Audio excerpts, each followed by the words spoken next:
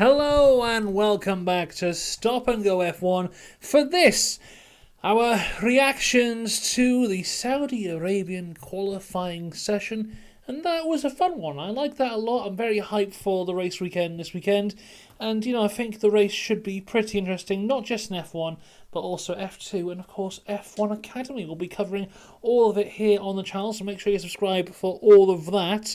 Let's get into it though, and unless you've been living under a rock today, you will be aware that Carlos Sainz is not racing for Ferrari this weekend.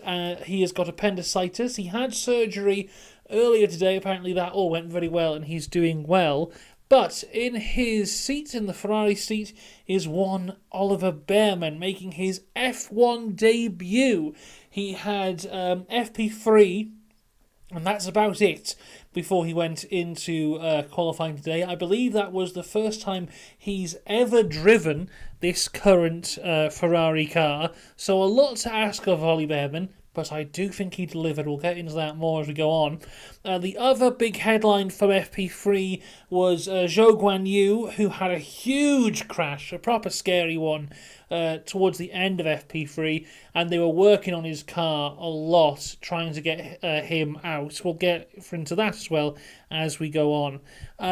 Q1, though, there's a bit of an incident between Logan Sargent and Nico Hülkenberg, with Sargent very much impeding Hulk. Personally, I think that should be a penalty. We'll wait and see what it is, because, Bahrain is very hard to impede, whereas in Saudi Arabia, it happens all the time. So how we treat this incident here really will dictate how we treat impeding for the rest of the year. Because I think last year, about halfway through the year, they decided that impeding was really serious, and it was a 5-place penalty for everyone. So we'll wait and see if that's carried over, or if they're being a bit more lenient, but I would not be surprised if Sargent got a penalty from there. Piastri has a really interesting lap, where he gets quite squirrely out of the last corner, nearly hits the wall, and then goes top of the session at that time. Stroll has a lap time deleted due to track limits. The Mercedes lads try and get through Q1 using the medium tyres. Tyres playing a big part of the story of the weekend thus far, with who's got new softs and who hasn't. People trying to save as many soft tyres as possible. After everyone had run, Mercedes were 14th and 15th, so just on the cusp of the drop zone on the mediums, and they decided that would not be good enough, so they both move across to the soft tyres. Zhou gets out of the garage with 1 minute and 50 seconds left in Q1, but that was not enough time for him to get round to set a lap time, so no time set for Zhou. Still an incredible job by the mechanics there to get that car even on the track in qualifying, unfortunately missing out by what must have been like 10 seconds, so real unfortunate there for Zhou. And for the final times in Q1, of course, it is Zhou in 20th with no time. Logan Sargent only good enough for 19th. Really not impressive from Sargent yet again. Gasly 18th, Ocon 17th. So Alpine again not looking too strong. And then Bottas in 16th. So I think it's the same 5 guys that we had out in Q1 in Bahrain, just in a bit of a different order this time. Into Q2, and pretty much immediately, Nico Hülkenberg has stopped on the side of the track. There's a bit of a weird point where he stopped on the side of the track, but there's no yellow flag. And then eventually there is a yellow flag, and then there's a red flag as they move that car out of the way. So Hülkenberg, the master of qualifying, not able to set a time in Q2. Bearman on his first proper lap in Q2 was really quite shaky. Tapped the wall a little bit, getting very high up on the curbs. Seemed to be kind of getting a bit of nervousness there, but altogether still set some good lap times. As I said, Hülkenberg was 15th because he didn't set a time. Ricciardo only good enough for 14th. Really not good enough from Ricciardo. He was like 4 or 5 tenths off Yuki Tsunoda. And if he really wants to fight for that second Red Bull seat, he needs to start performing a little bit better than he performed here, because that was not good enough from Daniel Ricciardo. Kevin Magnussen in the Haas was 13th, Alex Albon was 12th, then 11th was Ollie Bearman in the Ferrari. What an impressive drive, though. Like I said, only drove this car for the first time in FP3, had about an hour to get used to it, and then was in for a qualifying session. It's not just like any track. It's this Saudi Arabian track, which is incredibly fast, incredibly dangerous. And Bearman's time was 0.036 off of 10th place. That's how far he missed out of Q3. So really close.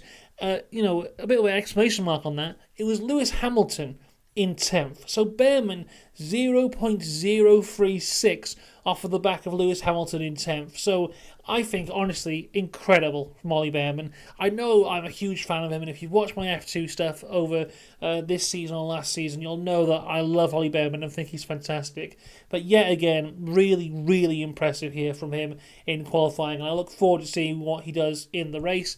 Starting 11th is a great place to start because you're right on the cusp of the points from the beginning.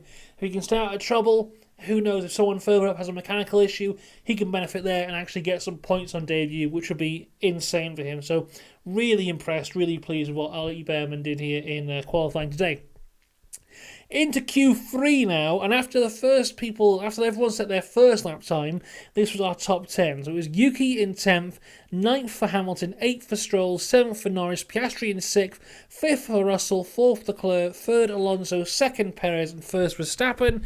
And then, when the flag was waved, here is our top 10. So Stroll in 10th, quite disappointing really, I expected a bit better from Stroll. Yuki an impressive 9th, Hamilton was 8th with Russell in 7th, so the Mercedes lacking the qualifying pace it had last week. But saying that, I think Hamilton was 8th or around there last week, wasn't he? Russell was 3rd, so a bit slower for Russell. Norris in 6th with Piastri in 5th, so surprisingly Piastri beating Norris here in qualifying, but I do believe he did that last year at Saudi Arabia as well, so good stuff from Piastri. Very impressive 4th for Fernando Alonso. Perez brings it home in 3rd. Then it's Leclerc in 2nd, Max Verstappen in 1st place. I think for the 5th time in a row, the front row is Leclerc and Verstappen. I mean, I honestly think Leclerc is the best qualifier on the entire grid. Max is also fantastic, but I think, in terms of the Red Bull is a far superior car to the Ferrari. If they were in equal machinery, I think Leclerc would out-qualify Max a lot more than the other way around, but I think Max would win more races. But yeah, still, at the end of the day, very good performance from Max and Leclerc and Sergio and Alonso. And lots of people doing very well. An interesting grid going into tomorrow's race. We're still at that stage of the season where we don't really know whose race pace is what. Could we see Ricciardo rise up the ranks from there? What can we see from Hülkenberg if he avoids a lap 1 incident? It's still very, very intriguing. In a circuit that can throw up anything. I think they said there's been a safety car in every single race they've done here, which is not a surprise if you see how the circuit's laid out. And of course, the eyes of the world on Ollie Bearman. How will he cope with that? Can he get points? Can we be sat here this time tomorrow saying that Ollie Bearman has more points in Formula 1 than he does in Formula 2 this season? That is the big question for me. Hopefully he does very well, but thus far, a fun qualifying, setting up for a very fun race weekend. As I said, tomorrow we'll be covering all things F1, F1 Academy, F2, so subscribe for that. Until then, though, I'll see you tomorrow. Have a good one. Goodbye.